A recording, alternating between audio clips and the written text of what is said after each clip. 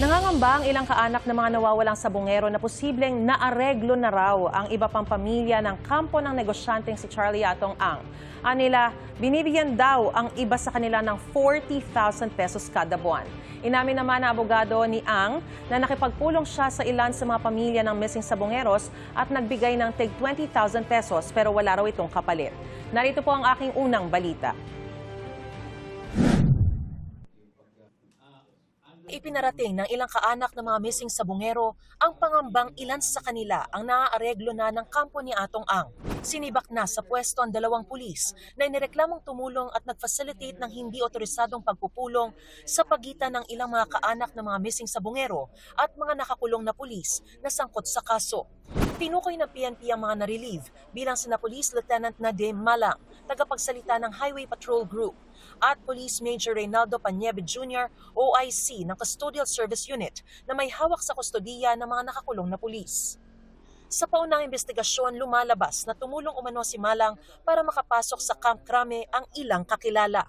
Siya rin daw ang nakipag-ugnayan sa custodial facility para tumulong sa meeting.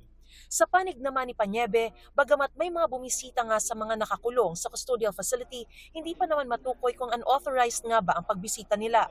Wala pa po kaming matibay na pagkukunan ng ebidensya kung nagkaroon talaga ng pagtanggap ng mga unauthorized visitors doon po sa ating mga persons under police custody. Hindi po natin sinasabi na agad guilty yun ng dalawang individual na personnel natin.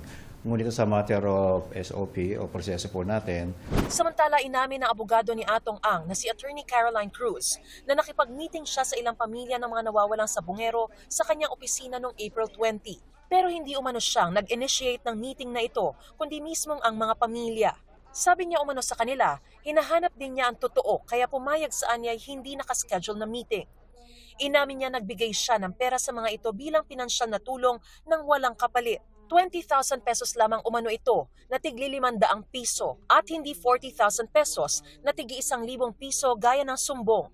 Giit ni Cruz, malinis ang kanyang konsensya at handa niyang harapin ang aligasyon ng mga pamilya sa tamang forum. Ito ang unang balita. Mariz Umali, GMA News.